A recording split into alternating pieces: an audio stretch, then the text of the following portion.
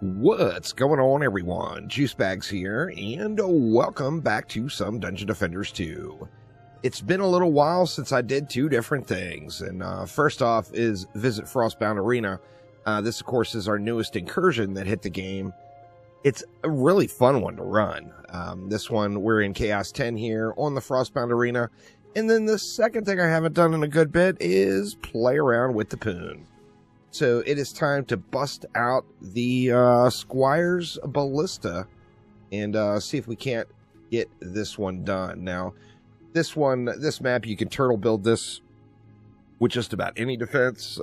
In addition, you can tower boost, you can DPS, you can do whatever you want to do. It's one of the things I really enjoy about this particular incursion is there's just lots of different flavors to get it done. So we're going to start things off here with a big ol' all-for-one Boostara. Getting the all-for-one in there, and we're just going to slap one down, stay right there.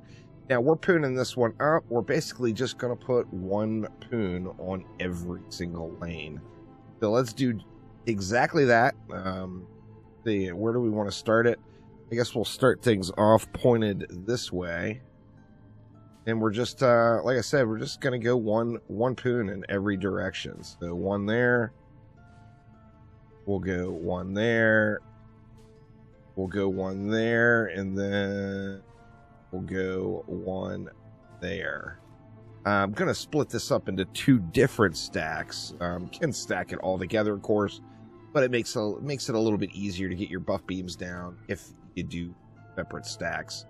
And then for this side, we've got to handle the remainder of the lanes. So we'll go with one for that lane, one for that lane, one there, and then what is our last lane? I think it's this one. Is that right? Yeah, I think that lane didn't get hit yet. We're going to give these guys a buff beam as well.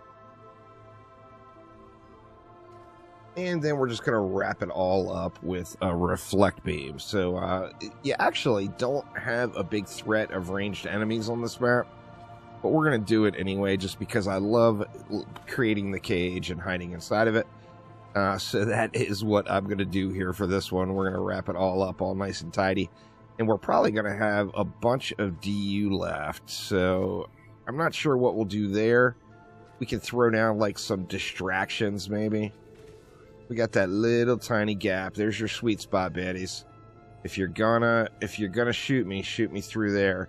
Yeah, so that leaves 200 left. So quite a bit of DU left. Let's just throw a few distractions in. We'll go like every other lane, and we'll throw a werewolf commander down. Just to have something there as kind of like a last resort. I don't anticipate we're going to have any problems here. But if we do, we're going to have a werewolf commander there to give us a little something at the end. Now, I'm going to boost it out. This map is great for DPS because you do have the, all the buffs, all the hero buffs throughout, like decrease enemy speed on hit. Over here, we got reduce ability cooldowns and increase hero speed. So you got all of these awesome buffs to use. However, I'm just going to be a boosty boy, and we'll knock back and tower boost. So just going to focus on that. This one, you've got the enraged goblin, for example, there. So you do have the tougher enemies that roll in, but they're still not absolutely terrible. As long as you give them some sort of love, they're usually going to go right away for you. And then, of course, as we get more and more upgrades in, you can ignore that those mobs more and more as we progress through the run. But this one, it's another game of stare at the mini-map. So we can watch the mini-map and see where enemies are coming. And just keep our tower boost flowing. We got no shortage of enemies. So our cooldown on our talisman is just being reset constantly.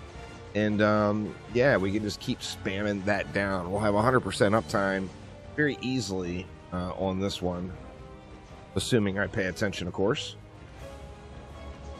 And we're down to our last few bads. Let's just go ahead and round up some mana.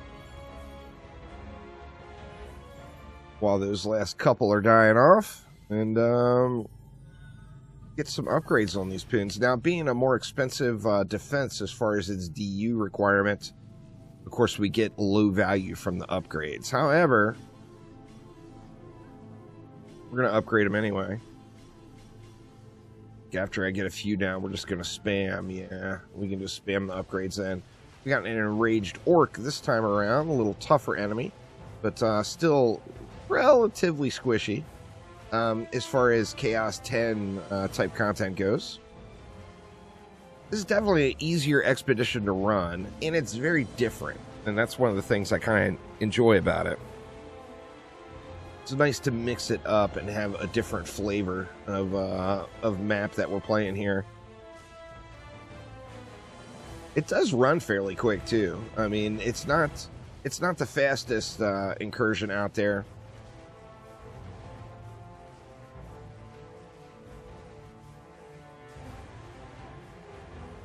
Certainly not the slowest though. We're actually, the poons seem a little too much for him. Now, I do have that, oh, I didn't even show the harpoons, I don't think. We'll do that here in a moment. I do have the Ignite mod going on them. And remember, frost enemies, of course, do take increased damage from fire damage. So that is making these poons so powerful, even though the mod itself, Burning Bolts, is not incredible.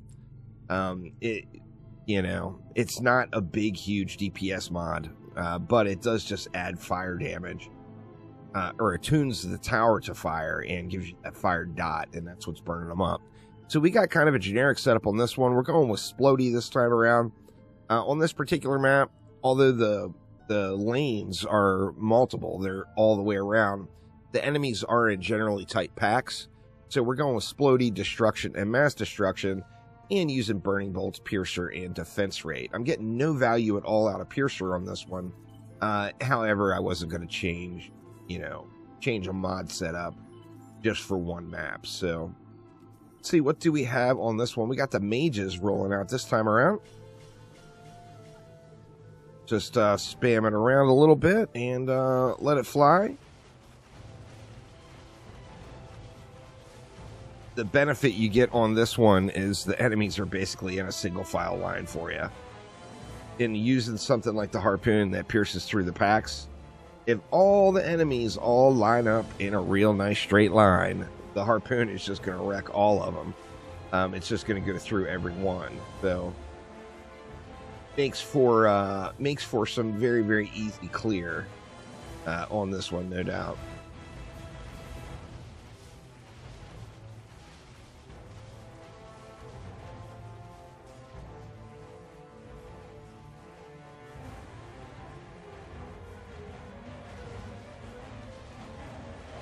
I think what makes the map run at a decent speed is all of those lanes pop at the same time for the most part.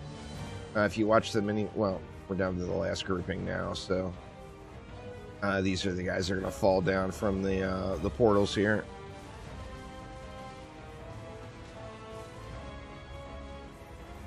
But if you watch the minimap when the wave starts, I mean, everything pops out at the exact same time.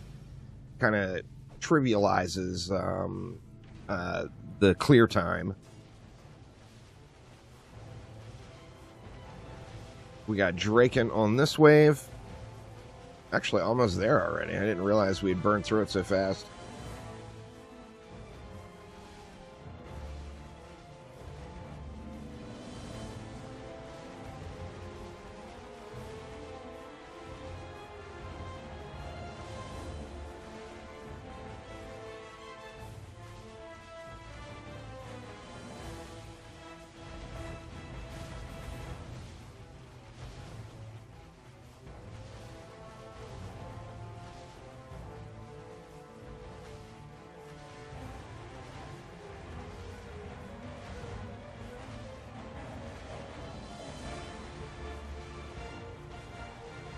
Burning off quick. Actually, not even really keeping the tower boost up all the time. Once we got those upgrades in, it's just making pretty small work of the entirety of the lanes. one harpoon shot is going to dot pretty much everything in the lane with that fire damage and that ignite.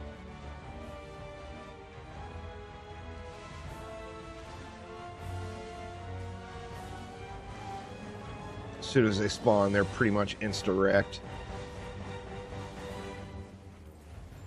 Alright, we'll just drop our last little bit of mana over here. Good enough, and we'll let it fly here for the final wave. Get one more upgrade in there. So the dogs didn't do anything at all. So that's 200 DU. I mean, we could have put 3 more harpoons down. There, we could have put more than that. We could have used more harpoons. We could have added in something else. At 200 DU, there's 8 lanes. So that would only be, what, 25 DU per lane. That's not enough to do a ton. If you had 30 DU per lane, then you could just drop a Fisher at every spawn. And that would just really, really completely annihilate everything. The combo of the Fire Poons plus the Fisher. Oh, man.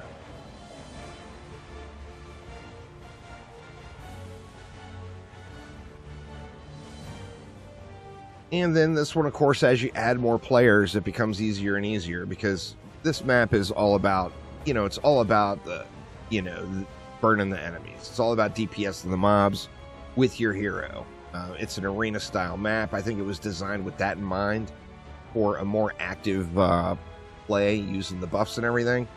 So with more players, you could have a Lavamancer or a Countess sitting here doing the tower boosting and then having 2 other players just DPSing or burning down lanes. Or even a Countess and a Lavamancer